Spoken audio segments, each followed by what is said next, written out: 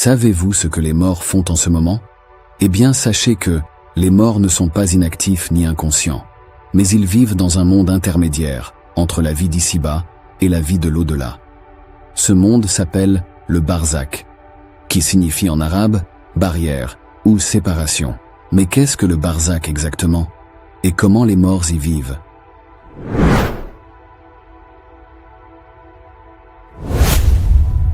Ce terme apparaît plusieurs fois dans le Coran, dans la sourate Les Croyants au verset 100 par exemple.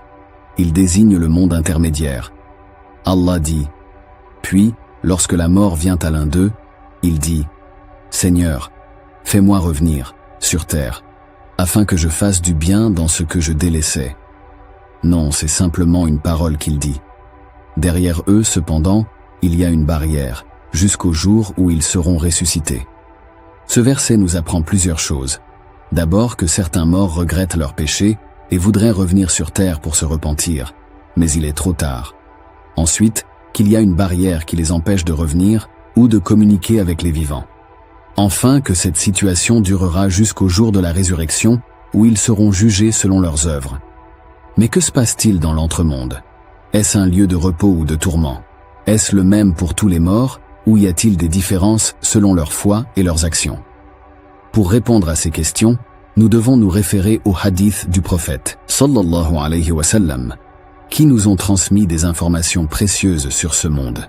D'après les hadiths parlant du sujet, le barzakh est un monde qui a ses propres caractéristiques, différentes de celles du monde matériel ou du monde de l'au-delà. C'est un monde où les âmes des morts sont reliées à leur corps dans les tombes, mais sans être limitées par l'espace ou le temps. L'entremonde n'est pas le même pour tous les morts. Il y a une grande différence entre les croyants vertueux et les mécréants ou les hypocrites.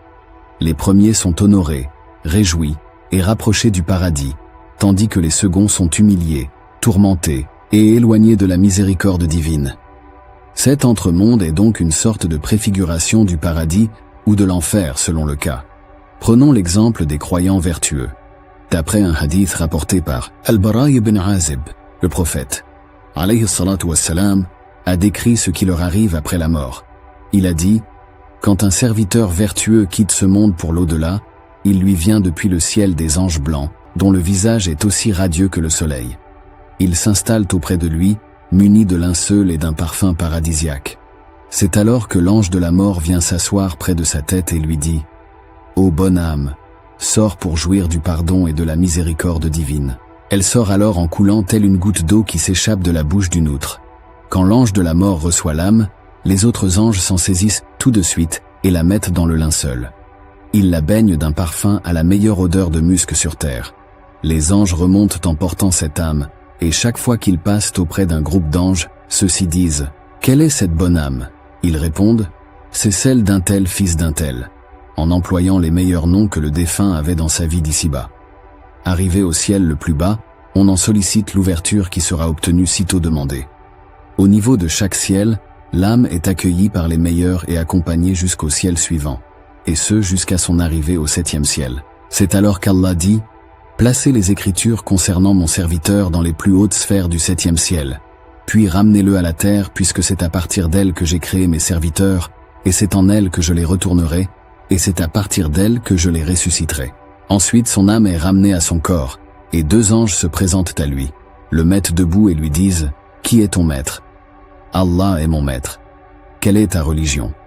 L'islam est ma religion. Qu'en est-il de cet homme qui vous a été envoyé? Il est le messager d'Allah, paix et bénédiction sur lui. Comment l'avez-vous su? J'ai lu le livre d'Allah, et y ai adhéré et cru en lui. Une clameur dira depuis le ciel: mon serviteur a dit vrai. Préparez-lui un lit et des vêtements au paradis. Ouvrez-lui une porte débouchant sur le paradis de sorte qu'il pourra en recevoir l'avant-goût et la fraîcheur. Quel honneur et quelle joie pour les croyants vertueux. Ils sont accueillis par les anges, présentés à Allah, interrogés avec facilité et récompensés par une ouverture sur le paradis. Ils sont dans une situation de bonheur et de paix, attendant avec impatience le jour de la résurrection où ils entreront définitivement dans le paradis. Mais qu'en est-il des mécréants ou des hypocrites? Leur sort est tout le contraire de celui des croyants vertueux.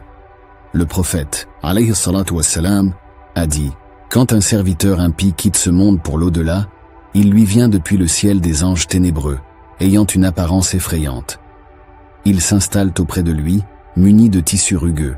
C'est alors que l'ange de la mort vient s'asseoir près de sa tête et lui dit « Ô mauvaise âme, sors pour subir la colère et le châtiment divin. » Elle se répand alors dans tout son corps, mais l'ange de la mort l'arrache violemment, comme on arrache une branche épineuse d'un tissu mouillé. Quand l'ange de la mort reçoit l'âme, les autres anges s'en saisissent tout de suite et la mettent dans le tissu rugueux. Ils la baignent d'une puanteur à la pire odeur de charogne sur terre. Les anges descendent en portant cette âme, et chaque fois qu'ils passent auprès d'un groupe d'anges, ceux-ci disent « Quelle est cette mauvaise âme ?» Ils répondent « C'est celle d'un tel fils d'un tel », en employant les pires noms que le défunt avait dans sa vie d'ici-bas. Arrivé au ciel le plus bas, on en sollicite l'ouverture qui sera refusée. Allah dit « Placez les écritures concernant mon serviteur dans les plus basses sphères du 7e ciel. Puis ramenez-le à la terre, puisque c'est à partir d'elle que j'ai créé mes serviteurs. Et c'est en elle que je les retournerai et c'est à partir d'elle que je les ressusciterai. » Ensuite son âme est ramenée à son corps, et 2 anges se présentent à lui, le mettent debout et lui disent « Qui est ton maître ?» Il dit « Je ne sais pas. » « Quelle est ta religion ?» Il dit « Je ne sais pas. » « Qu'en est-il de cet homme qui vous a été envoyé ?» Il dit « Je ne sais pas. » Une clameur dira depuis le ciel « Mon serviteur a menti. Préparez-lui un lit et des vêtements en enfer. Ouvrez-lui une porte débouchant sur l'enfer de sorte qu'il pourra en recevoir la chaleur et le souffle. » Quel déshonneur et quelle souffrance pour les mécréants ou les hypocrites. Ils sont rejetés par les anges, repoussés par Allah, interrogés avec difficulté et punis par une ouverture sur l'enfer. Ils sont dans une situation de malheur et de détresse, redoutant le jour de la résurrection où ils seront jetés définitivement dans l'enfer. Certains savants ont dit que la rencontre des âmes dans l'entremonde est possible, mais cette rencontre n'est pas pareille à la rencontre dans le monde ici-bas. Car le monde du barzakh est différent de notre monde ici-bas. Allah le Très-Haut dit « Allah reçoit les âmes au moment de leur mort, ainsi que celles qui ne meurent pas au cours de leur sommeil. Il retient celles à qui il a décrété la mort, tandis qu'il renvoie les autres jusqu'à un terme fixé. » Sourate les groupes, verset 42. L'imam Ibn Kathir a dit à propos de l'interprétation de ce verset « Cela prouve que les âmes se rencontrent dans le monde invisible. » Pour faire simple, l'entremonde est la suite du monde matériel, et il constitue une suite pour la vie de l'homme après la mort. Le barzakh est la première et la dernière station où l'homme passe dès la mort et passe sa vie jusqu'au jugement dernier.